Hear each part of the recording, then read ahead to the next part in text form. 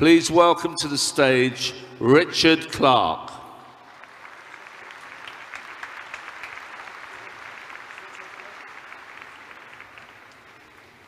The future is now. The future is now, it's just not evenly distributed.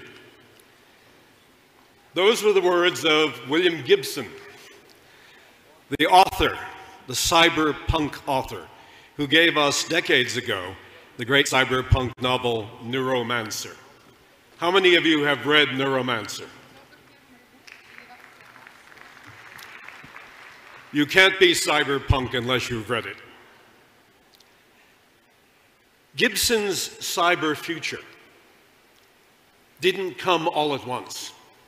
Gibson invented the word cyberspace, but he told us the future doesn't come all at once. The cyberspace future is not evenly distributed. He was right.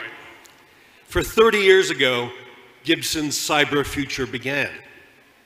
Cyberspace arguably began 30 years ago. But many of us, including people like me who were in the White House at the time, thought that the era that was beginning 30 years ago, that era was something called the post-communist era. That era was something called the post-Cold War era. That's where we were focused. We were focused on the past. But then slowly, even people in the White House noticed that the world was changing. There was a new revolution, not a communist revolution, but an IT revolution. It was as big and as profound as the Industrial Revolution 100 years before. But when the Industrial Revolution occurred, you could see it all around you. People left their villages and their farms and came into cities to work in factories. Factories that put up towers that belched smoke and clogged the air. You knew there was a revolution going on. But when the IT revolution began, when cyberspace was created 30 years ago, it was not as obvious. As Gibson said, it was not evenly distributed. So in the White House, we saw this thing happening. We saw the great potential it had for the economy. But President Clinton also saw the dark underbelly of cyberspace, the potential that it could do harm as well as good. And so the president asked me to go out around the country and to speak to leaders of corporations, to speak to CEOs. I went to Redmond, Washington, to speak with Bill Gates, the founder of Microsoft, and to Silicon Valley to speak with Larry Ellison, the founder of Oracle. And I thought they could tell me what the cyber future would look like. They couldn't. They didn't know what they had created. They didn't know what was going to happen. Instead, it was the CEO of a railroad company.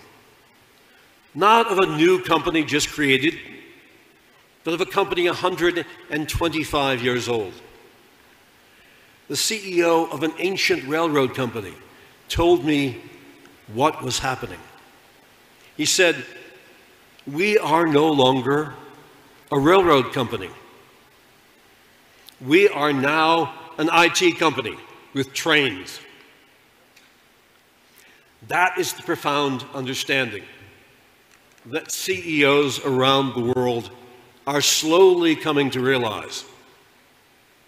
Whatever you make, whatever you manufacture, whatever you do, you are not a car company. You are not an airplane company. You are not a steel company. You're an IT company that makes cars. Cars empowered by IT. You are an aircraft manufacturer that makes airplanes. that only work with IT. If that wasn't clear to CEOs before, it became very clear 2 years ago in 2017 when Russian military attacked Ukraine with a cyber attack, a very clever cyber attack. What they did was to hack their way into an auditing and accounting firm that every company in Ukraine used. It was called MEDoc. And they put in the software update, the monthly software update from MEDoc, a worm that would eat software. And so when that monthly update came, it was digitally signed, and it went right through the firewalls of all the companies that subscribed to MEDoc. And as soon as it was through the firewalls, it began to eat software. And within minutes, servers, routers, smartphones were bricks. They had no software on them. They were useless. They sat there blinking and doing nothing else. And that attack spread. There was collateral damage. The attack spread beyond the intended target of Ukraine. The attack spread out over virtual private networks, over corporate VPNs around the world, throughout Europe, throughout the United States, and even back into Russia. And companies doing a huge variety of things suddenly were frozen in place. At 75 major seaports around the world, the giant cranes that lift up containers and move them from ships to trains stopped in midair at 75 ports around the world because that worm had attacked the software of the largest shipping company in the world. And for 3 weeks, nothing moved in those ports. No one knew what was in the containers. No one knew where the containers were supposed to go. And none of the machines worked because they had no software. In the United States, a major drug manufacturer producing cancer drugs had its production line halt. The chemicals being mixed stopped. The manufacture of pills stopped. The conveyor belts froze because the machinery had no software. Throughout the world, over $1 billion worth of damage was done on one day by one cyber attack. But what that attack proved to CEOs all over the world was they were not CEOs of ship companies. They were not CEOs of pharmaceutical companies. They were CEOs of IT companies that made pharmacies, that made pharmaceuticals. They were CEOs of companies that were IT companies that had ships. We are all employed in IT companies, no matter what we do, whether we are in hospitals, in universities, or in manufacturing. We work in IT companies that do something else. We are all IT employees. We are all IT citizens. We are digital citizens. And because we are digital citizens, we are empowered in ways that we never were before. Individuals with cameras on their phones, with Twitter accounts, with blogs and podcasts, individuals can now be as important as reporters from major newspapers. Their individual reporting can shape the world. It can expose corruption. It can expose brutality. It can expose people abusing human rights.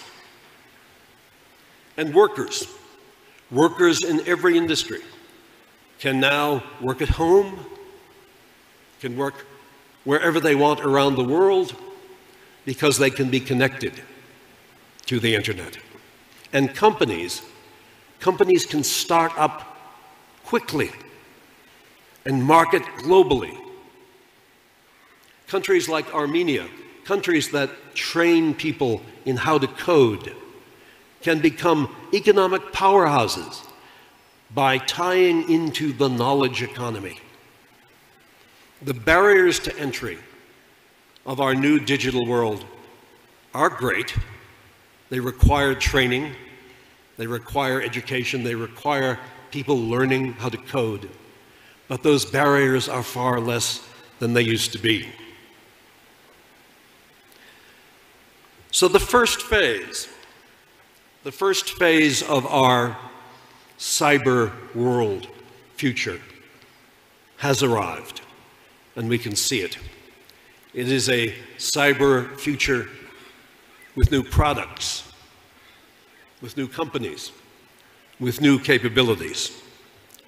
But it's also a new future with hacking and with digital inequality, because so many parts of the world are being left behind, because unlike Armenia, they are not training the youth in coding and in IT technology. But that first phase is coming to a close, and we are entering a second phase of our cyber future. It's a second phase driven by three new technologies. The first of which is machine learning and artificial intelligence. The second of which is quantum computing. And the third is 5G and the Internet of Things. They all offer great opportunities and great risks. Let's start with artificial intelligence, or as it's better called, machine learning. Machine learning is already operating. It's already here. It's part of the future that's unevenly distributed. Machine learning affects you every day, whether or not you can see it happening. Machine learning is uncovering facts that we didn't know existed. Machine learning is uncovering patterns in vast data lakes filled with information that we had but couldn't harvest. But machine learning is also incorporating human biases. It's also making decisions in ways that we cannot audit, that we cannot determine how or why those decisions were made. Were they made as a result of mistakes that the authors of the AI program made? We need to be able, if machine learning is going to expand its control of our economy and our lives, we need to be able to audit machine learning, to know how and why decisions were made, and to ensure that unconscious bias was not introduced into the coding. We don't want machine learning to perpetuate racism, sexism, and other things that hold us back as a human community.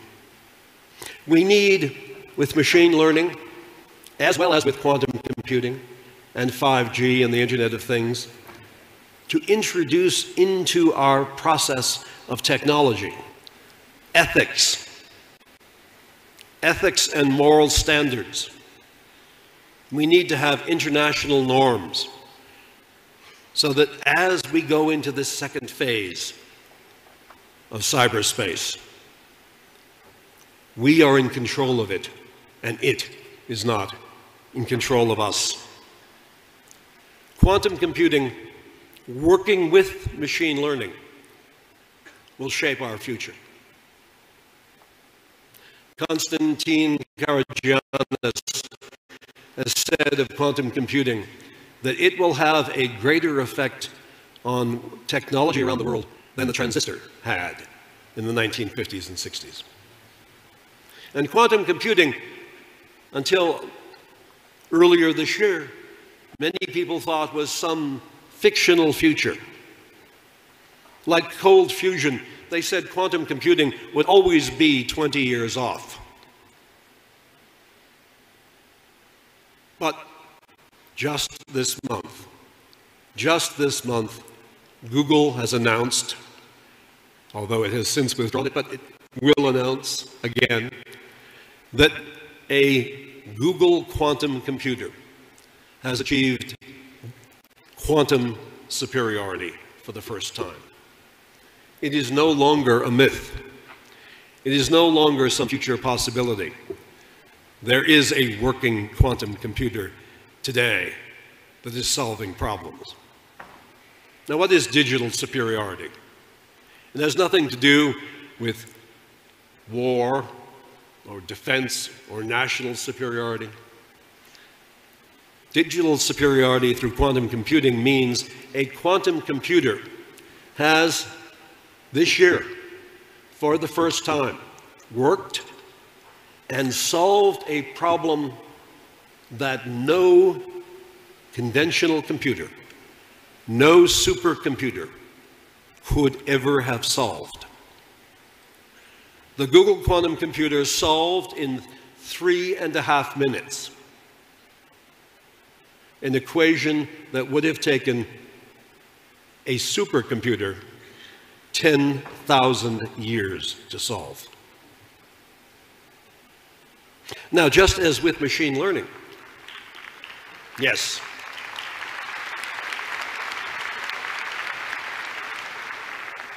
but just as with machine learning, which discovers truths that we didn't know existed in our data lakes, but could be perpetuating biases, quantum computing could also open up new worlds for us. It could create new drugs. It could create new metals and metallurgical processes. It could make our life immensely better in the relatively near future. But misused, quantum computing could also break encryption. And all of us, every day, rely on encryption to secure our communications, to secure our bank accounts, to secure the work that we do in our companies and our governments. Now, the good news is that there are people already at work creating quantum-resistant encryption technologies. And of the 50 machine learning algorithms that have already been written for quantum computing, 50 algorithms have already been written for machine learning of quantum computing. 46 of them have nothing to do with encryption. They're about solving other problems. The third of these new technologies bursting on the scene this year that are bringing us into the second stage of our cyber future is the combination of 5G technology with the Internet of Things. The international standard for 5G technology is that it should be able to allow 1 million devices to communicate simultaneously at high speed in 1 square kilometer. 1 million devices at high speed in 1 square kilometer.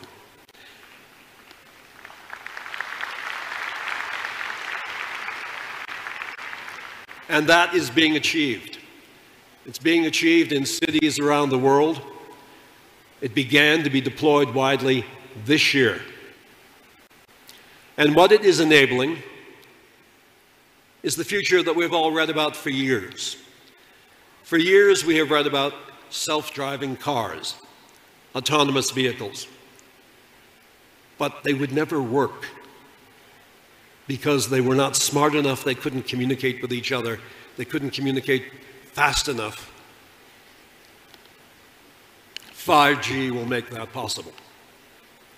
5G will connect billions of devices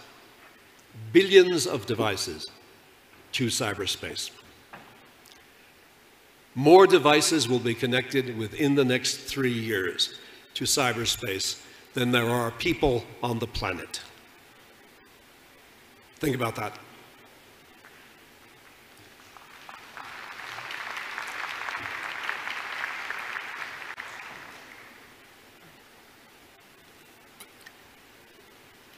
But 5G and the Internet of Things also brings with it a risk. For we are connecting directly to cyberspace, directly to the Internet, devices that are unprotected. Hospitals are connecting machines like IV drip machines, heart-lung machines, machines that are keeping people alive, connecting them to networks, and they are not protected. We have already seen what can happen when ransomware hits a hospital. Hospitals stop working. They no longer accept patients in the emergency rooms. They cancel surgery. They send patients home because their devices are not protected, and their devices and their network are essential to their operations. What we've seen with ransomware hitting hospitals around the world is just the tip of the iceberg of what can happen as the 5G IoT revolution plays out, creating more attack surfaces, creating more opportunities for people to take over devices. We have already seen one Chinese camera system deployed around the world as part of the Internet of Things that was hacked and became a launching platform for the largest digital denial of service attack the world has ever seen. So 5G and the IoT can do great things, but they can also create great disruption. These three technologies, machine learning, quantum computing, 5G, and the Internet of Things, do not stand alone, but they stand in combination. And think about what they can do together to create a new world in this second phase of our cyberspace revolution. It's the combinatory effect of the technologies working together. And not just working with those three technologies, but think of the new technologies that are being empowered by IT today. The genetics revolution, the great expansion in robotics, those things could not have happened without the advances in IT. And while we here are more IT experts than experts on genetics or experts on robotics, we need to know what's happening in those fields too. Because IT combining with them is going to change the world in the lives of most people alive today. The great change that has occurred in the last 30 years will look like nothing compared to the revolution of the next 30 years, when all of these technologies come together. And they will come together, we hope, to create a better world. A world where diseases are conquered, where genetic defects are eliminated. A world where information flows freely. A world of greater equality and greater equality of opportunity. Putting all of these technologies together will allow us not just to explore our genetics, but to explore outer space. sending robots powered by machine learning to the planets and beyond. These technologies working together will allow us to address the greatest challenge of our generations, climate change. If we can't find a way for these technologies to deal with climate change, then we will face a far worse future than we all hope for. But buried in these technologies may be the capability to reduce carbon emissions, to change the effects that are already happening to our world and to our climate. So, while these technologies offer those great hopes, they're also making the world more fragile and more dangerous. We are now dependent upon these technologies. We can't go back to an era where there was no IT. If the internet systems fail, or if they are attacked and eliminated, our entire society stops. Our civilization ceases. Our economies freeze. No one knows anymore where a typewriter is. No one knows anymore how to navigate with a sextant. We are now dependent. Like the Spanish conquistadors who came to the New World and burnt their ships on the shore so they couldn't go back. We have entered a cyber world where there's no going back. And if we cannot make it work safely and securely and equitably, there is no other world for us. There is no going back. We have a choice. We have a choice of a world in which there is cyber war, where we use IT to replace missiles and bombs, where we use IT to blow things up, where we use IT for international conflict. We can be in a world where governments use machine learning to create databases, to monitor the activities of their people, and to create police states worse than anything in the communist era. We're already seeing ways that people and governments have begun to do that. With Russia, we have seen the use of IT to take old techniques such as disinformatia, and kompromat, and maskirovka, and introduce them in cyberspace for political effect.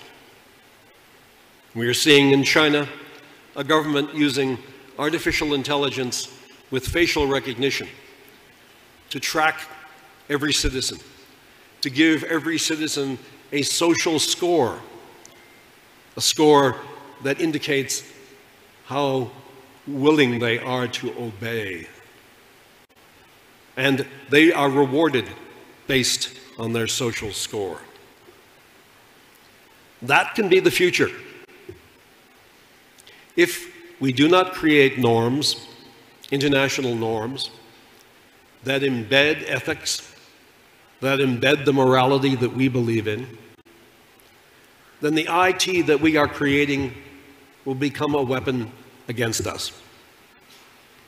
The IT that we are creating, in the absence of norms and ethics and morality, will become a dystopian world of caste societies, societies in which some people are genetically modified to be superior and others are genetically modified to be inferior.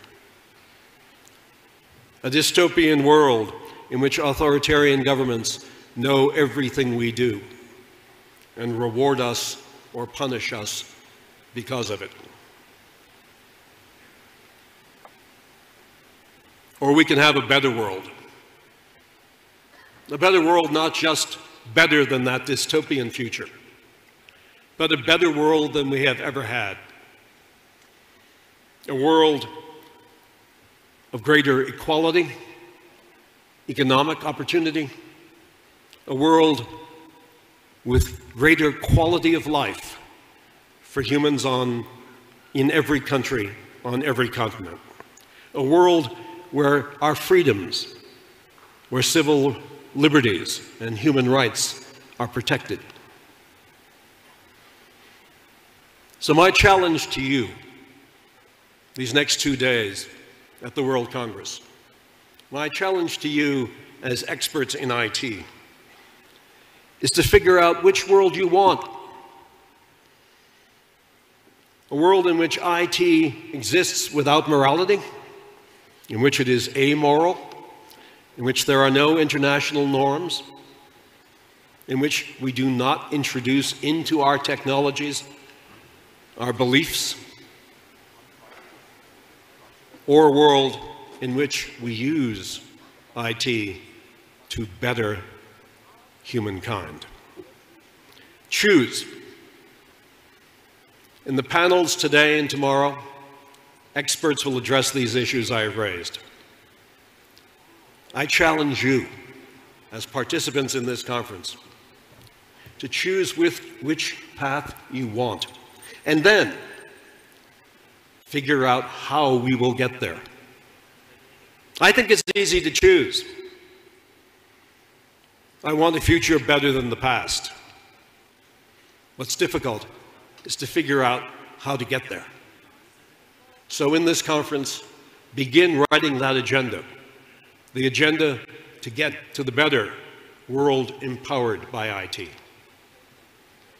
And then, having written that agenda, act, start doing it, so that when Gibson's future is fully realized, when cyberspace is fully built out, when the future is completely here, it will be a future we wanted. Thank you very much.